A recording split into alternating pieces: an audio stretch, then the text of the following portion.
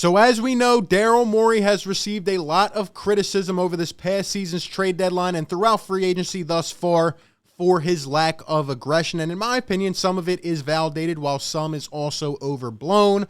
Anyway, today we react to a clip from Kyle Lowry discussing how that trade deadline situation went down. And who knows, maybe it'll influence the way you are thinking about things a little bit. Also, we discussed the Sixers declining their trade exception from the Al Horford trade. We have a lot to get into, so let's talk about it. Perfect.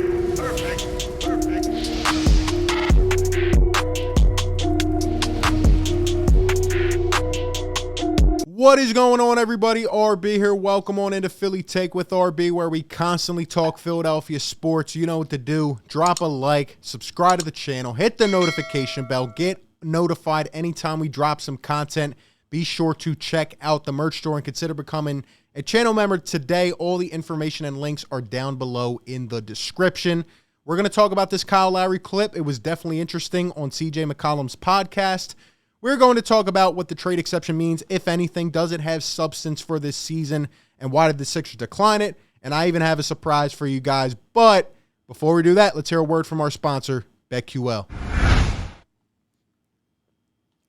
Do you want to get an advantage over your sportsbook? Well, if so, BetQL is the perfect app for you. Their best bet model scans 350,000 unique bets per year to give you a best bet recommendation across all major sports for every single game. They even give you news, injury updates, any other information you need to succeed on your bets in real time. They cover spreads, player props, over-unders, literally anything you can think of.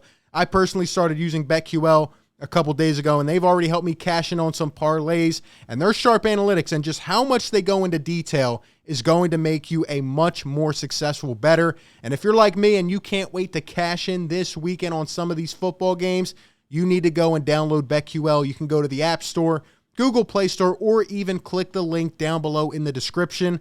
And upon purchase at checkout, be sure to use promo code RB, 25% off of any subscription offering. Again, promo code RB, 25% off. And be sure to check out the special BetMGM offer in the description as well to receive a free year of BetQL. Again, all this information down below. Check it out. And thank you to BetQL for sponsoring this video. All right, so getting to this CJ McCollum podcast. Shout out to CJ. I'm going to leave the link down below. His podcast is called Pull Up, and he has other NBA players on and just talks, you know, just like any other podcast. But he had Kyle Lowry on, and they talked about his journey and Toronto and the championship and all that good stuff. But the part I was interested in pertains to the trade deadline. And I think Kyle Lowry was really open, and I thought he had some interesting comments. And you're not going to want to miss this. But right before that, just a little surprise for you guys because I promised that is right. Let's have a little laugh. You know what I mean? Here's Ben Simmons today on Instagram. Here's Ben Simmons on his Instagram story. Looks like he's, I don't know if he had someone take this picture on purpose, but he's receiving some tips here from Kevin Hart. Shout out to Kevin Hart, man. One of my favorite comedians, you know, Philly legend in my opinion. And it's just funny. You know, I quote tweeted this earlier. I said, you know, Kevin Hart probably told him, you know, your act in the playoffs, Ben Simmons, that is pure comedy. That is hysterical. But leave the comedy up to me. I'm the comedian. Here, all I need you to do is shoot a basketball. And that's probably what he's telling him here. But just funny. People were saying, oh, Ben Simmons is wearing the Sixers shorts. Congrats. Whip-de-doo. He wore a pair of Sixers shorts. Yes, now it is certain he is coming back to the team. You people make me laugh. But some shout out to my guy on Twitter, man, who I quoted this from. He said, you know, when you're receiving tips from a 5-foot Kevin Hart, you know something's wrong. But anyway, just thought you guys would enjoy that. Anyway, getting back into the podcast. So we're going to play the clip. This is what Kyle Lowry had to say about the situation at the trade deadline and ultimately why he opted to stay in Toronto. How did it feel like for you this season, kind of going through the swirling trade rumors after kind of establishing a legacy, a presence there in Toronto, and then eventually signing with the Miami Heat in a sign and trade? Yeah, it kind of, I was, like you said, like, you know, CJ, you earn the respect of your organization where they talk to you about a lot of things. When on the deadline, it was real nervousing because I was like, yo, I don't know what's really going on. Yeah, we're on conversation, but it's like, all right, Kyle, you got to pick where you want to go. do you want to go here? Do you want to go here? Do you want to go here? And that was the opportunity that was the respect that they gave me for giving them 9 great years of service. And it was like, yo, like, honestly, I said it early in the year. I was like, we're to rebuild a little bit.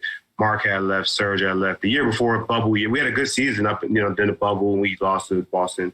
And then this year, we were displaced. They were in Tampa, and I was like, it'd be cool to go home in Philly and go and maybe get Miami, whatever, and all that stuff. But I had made a decision, like, yo, man, I ain't gonna lie, I don't want to be traded.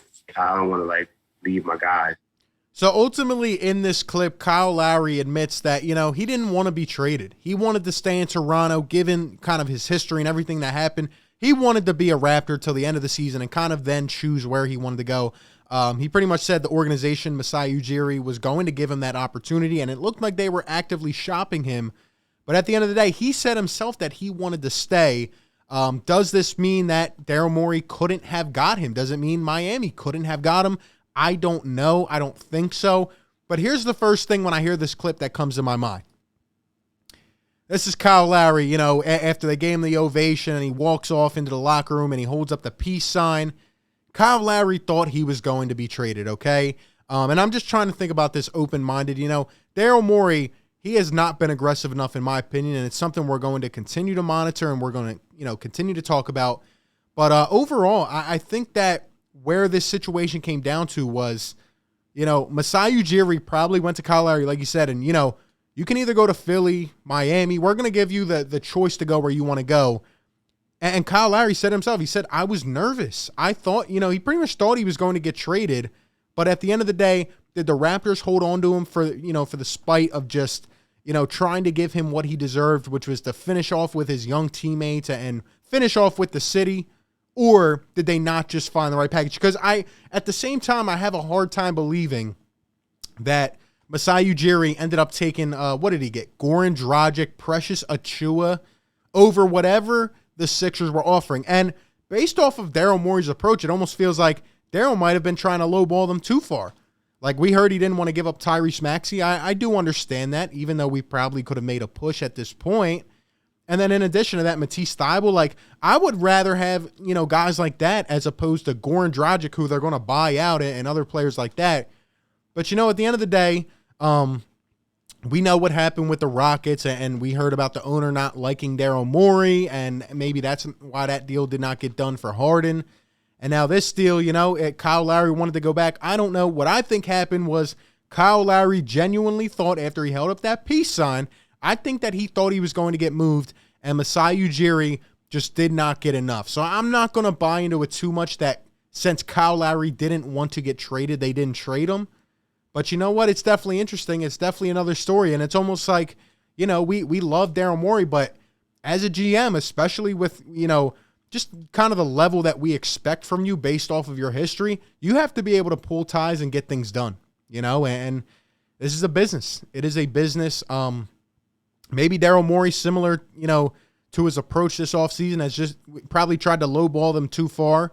But, Miami, they declined to go with them, and they ended up signing him anyway. And Lowry was able to choose where he wanted to go. He also talked about that in a different interview a couple days ago, saying that essentially he wants to go where he can win more championships. I guess he doesn't view Philadelphia that way.